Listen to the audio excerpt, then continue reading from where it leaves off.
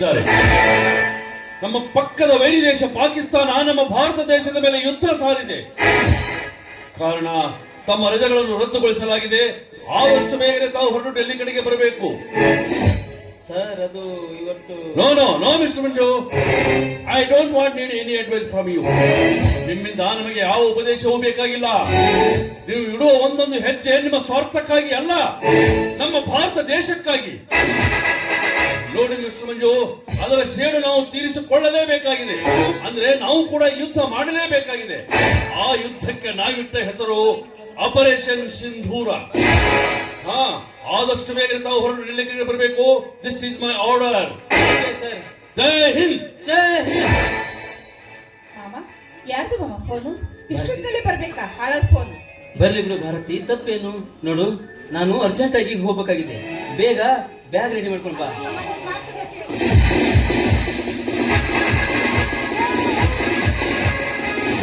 ಮಂಜು, ಡೆಲ್ಲಿಯಿಂದ ನನಗೆ ಅರ್ಜೆಂಟ್ ಬಾ ಅಂತೇಳಿ ಫೋನ್ ಕರೆ ಬಂದಿತ್ತು. ನಿನಗೂ ಬಂದಿದೆಯಾ? ಹೌದು ಸುಭಾಷ್, ಈಗ ತಾನೇ ಕರೆ ಮಾಡಿದ್ರು. ಹಾಗಾದ್ರೆ ಸದ್ಯದಲ್ಲಿ ಟ್ರೈನ್ ಇದೆ, ಬೇಗ ರೆಡಿಯಾಗಿ ಹೋಗೋಣ. 2 ನಿಮಿಷ ರೆಡಿ ಆಗಿ ಬರ್ತೀನಿ. ನಮ್ಮ ಮದುವೆಯಾಗಿ 4 ದಿನ ಆಯ್ತು. ಇವತ್ತು ನಮ್ಮ ಪ್ರಥಮ ರಾತ್ರಿ. ಇಂಥ ಶುಭ ಸಮಯದಲ್ಲಿ ನಾನು ಅವ್ರನ್ನ ಯುದ್ಧಕ್ಕೆ ಕಳಿಸೋದಿಲ್ಲ. ಬೇಕಾದ್ರೆ ನಾಳೆ ಕರ್ಕೊಂಡು ಅತ್ತಿಗೆ, ಮೇಲಿನ ಆಫೀಸರ್ ಫೋನ್ ಮಾಡಿದಾಗ ನಾವು ಹೋಗ್ಲೇಬೇಕತ್ತಿಗೆಮ್ಮ.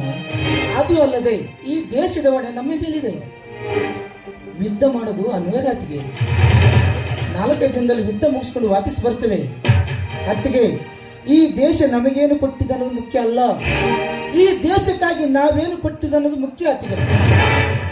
ಸುಭಾಷ್, ನನ್ನ ನೋವು ಏನು ಅಂತ ನಿನಗೆ ಅರ್ಥ ಆಗೋದಿಲ್ಲ. ನನ್ನ ಮಾತು ಕೇಳು. ಇವತ್ತು ಮಾತ್ರ ನಾನು ಅವ್ರನ್ನ ಎಲ್ಲೂ ಕಳಿಸೋದಿಲ್ಲ. ಬೇಕಾದ್ರೆ ನಾಳೆ ಕರ್ಕೊಂಡು ಹೋಗು. ಅತ್ತಿಗೆ, ಇದೆಲ್ಲ ಅರ್ಥವಾಗುತ್ತಿಲ್ಲ ನಿನಗೆ. ಭಾರತಿ, ಅಂದರೆ ನಿನ್ನ ಅಭಿಪ್ರಾಯದಲ್ಲಿ ನಾವು ಯುದ್ಧಕ್ಕೆ ಹೋಗುವುದು ನನಗೆ ಇಷ್ಟ ಇಲ್ವೇನು? ಹೌದು ಮಂಜು, ಇವತ್ತು ನಮ್ಮ ಪ್ರಥಮ ರಾತ್ರಿ. ಈ ಪ್ರಥಮ ರಾತ್ರಿಯಿಂದ ಹೆಣ್ಣಾದಳು ನೂರಾರು ಆಸೆ ಆಕಾಂಕ್ಷೆಗಳನ್ನೆಲ್ಲ ಮನಸ್ಸಲ್ಲಿ ತುಂಬಿಕೊಂಡಿರ್ತಾಳೆ. ಇವತ್ತು ಮಾತ್ರ ನಾವು ನಿಮ್ಮನ್ನೆಲ್ಲೂ ಕಳಿಸೋದಿಲ್ಲ. ಬೇಕಾದ್ರೆ ನಾಳೆ ಹೋಗಿ. ಭಾರತಿ, ಒಬ್ಬ ವೀರ ಯೋಧನ ಸೈನಿಕನ ಹೆಂಡತಿಯಾಗಿ ರಣರಂಗಕ್ಕೆ ಯುದ್ಧಕ್ಕೆ ಹೊರಟ ಗಂಡನನ್ನು ಹೇಳಿಯಂತೆ ಮನೆಯಲ್ಲಿ ಕುಳಿತುಕೊಳ್ಳು ಅಂತ ಹೇಳ್ತಾ ಇದೀಯಾ? ನಿನ್ನ ಬಾಯಿಯಿಂದ ಇಂತಹ ಮಾತು ಬರಬಾರದು. ಹುಚ್ಚಿ, ಈ ದೇಶಕ್ಕಾಗಿ ಅದೆಷ್ಟೋ ಜನರು ತಮ್ಮ ಪ್ರಾಣವನ್ನು ಬಲಿದಾನವಾಗಿ ಕೊಟ್ಟು ಅವರು ತಮ್ಮ ಅಭಿಮಾನವನ್ನು ನಮಗೆ ತೋರಿಸಿಕೊಟ್ಟಿದ್ದಾರೆ. ಇಂದು ನಮ್ಮೊಂದಿಗೆ ಹೋರಾಡುತ್ತಿರುವ ವೈರಿಗಳ ಗುಂಡು ನಮ್ಮ ಸೈನಿಕರಿಗೆ ತಾಕಿ ಸೈನಿಕರ ರಕ್ತ ಈ ಭೂಮಿಗೆ ಬಿದ್ದು ಆ ರಕ್ತದಲ್ಲಿ ವೈರಿಗಳು ಪಾದ ಬಿಂದುವಾಗ ಸತ್ತ ಸೈನಿಕರ ಕುಟುಂಬಸ್ಥರೆಲ್ಲರೂ ಕಣ್ಣೀರಿನಲ್ಲಿ ಕೈ ತೊಳೆಯುತ್ತಿರುವಾಗ ಮಾಡಿಕೊಂಡ ಹೆಂಡತಿಯಾದ ನಿನ್ನ ಮಾತನ್ನು ಕೇಳಿ ನಾನು ನನ್ನ ರಸಿಕನಾಗಿ ಈ ಹೂ ಮಂಚದ ಮೇಲೆ ನಿನ್ನ ತೋಳ ತಕ್ಕಿಯಲ್ಲಿ ಬಿಗಿದಪ್ಪಿ ಮಲಗಿಕೊಂಡರೆ ನನಗೆ ಅನ್ನ ನೀಡುವ ಈ ಜನ್ಮಭೂಮಿ ನನ್ನನ್ನು ಮೆಚ್ಚಬಹುದೇನೇ ವಾರ್ತೆ? ಮರಣ ಕಂಜಿ ಮನೆಯಲ್ಲಿರುವುದು ಹೇಳಿತನ. ಸತ್ಯಕ್ಕಾಗಿ, ನ್ಯಾಯಕ್ಕಾಗಿ, ದೇಶಕ್ಕಾಗಿ ಸಾಯುವುದು ಅದು ಅದು ಶೂರತನ. ಏನ್ ಹೇಳ್ತಾ ಇದ್ದೀರಾ ನೀವು? ಹುಟ್ಟುವುದು ಒಂದು ದಿನ, ಸಾಯುವುದು ಒಂದು ದಿನ. ಹುಟ್ಟು ಸಾವಿನ ಮಧ್ಯ ನಾವು ಬಿಟ್ಟು ಹೋಗುವ ಹೆಸರು ಮಾತ್ರ ಬಹುದಿನ.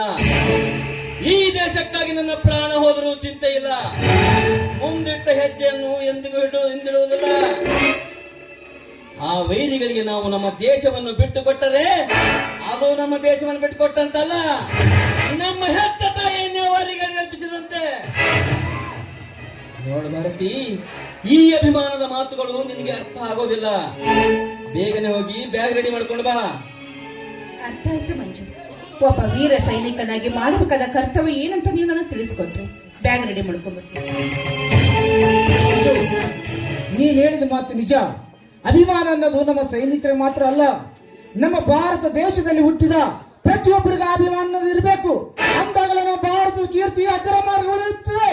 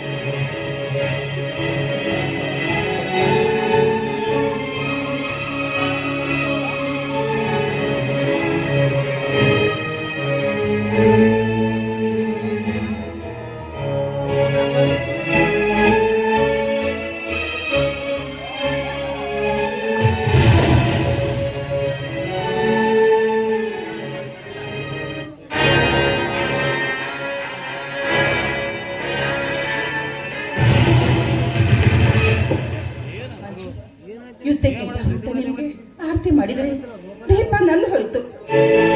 ಇದರ ಅರ್ಥ ಅಪಶಕನ ಅಲ್ವೇ? ನೋಡು ಭಾರತಿ, ಇದೆಲ್ಲ ಮೂಢನಂಬಿಕೆ. ನಮ್ಮ ದೇಶದ ರಕ್ಷಣೆಗಾಗಿ ನಾವು ಸದಾ ಸಿದ್ಧರಿರಬೇಕು. ಇಂಥದ್ನೆಲ್ಲ ನಂಬಬಾರದು. ನಾವು ಯುದ್ಧದಲ್ಲಿ ಗೆದ್ದೇ ಗೆಲ್ತೀವಿ ಭಾರತಿ, ಗೆದ್ದೇ ಗೆಲ್ತೀವಿ. ನೀವು ಬರೋದಕ್ಕೆ ಎಷ್ಟು ದಿನ ಆಗುತ್ತೆ? 8 ದಿವಸಗಳಲ್ಲಿ ವಾಪಸ್ ಬಂದ್ಬಿಡ್ತೀವಿ ಭಾರತಿ.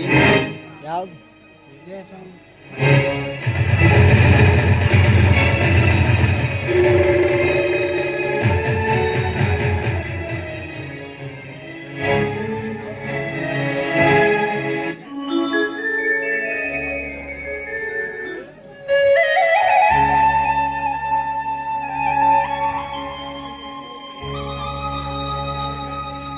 ಭಾರತಿ, ನಾನು ಹೋಗ್ತೀನಿ ಭಾರತಿ. ಹೋಗ್ತೀನಿ ಅಂತ ಹೇಳ್ಬಿಡಿ ಮುಂಚೆ. ಹೋಗ್ ಬರ್ತೀನಿ ಅಂತ ಹೇಳಿ. ಓ ಅಷ್ಟೇನಾ? ಹೋಗಿ ಬರ್ತೀನಿ ಭಾರತಿ, ಸರಿನಾ?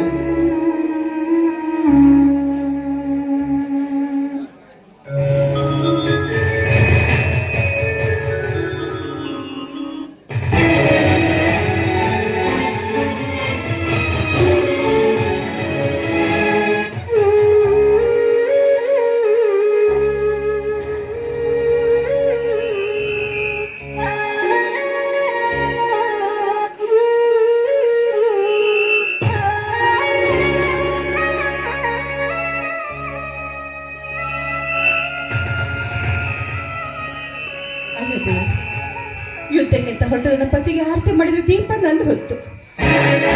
ಇದು ಅಪಶಕನ ಅಂತ ನಾನು ಎಷ್ಟು ಅವರಿಗೆ ಹೇಳಿದ್ರೆ ನನ್ನ ಮಾತೇ ಕೇಳಲಿಲ್ಲ ಅವರು. ತಂದೆ ರೇವಣ ಸಿದ್ದೇಶ್, ಯುದ್ಧಕ್ಕಿಂತ ಹೊರಟು ನನ್ನ ಪತಿ ಯುದ್ಧದಲ್ಲಿ ಜಯಶಾಲಿಯಾಗಿ ಆದಷ್ಟು ಬೇಗ ಮನೆಗೆ ಮರಳಿ ಬರುವ ಹಾಗೆ ಆಶೀರ್ವಾದ ಮಾಡುತ್ತಂದೆ, ಆಶೀರ್ವಾದ ಮಾಡಿ.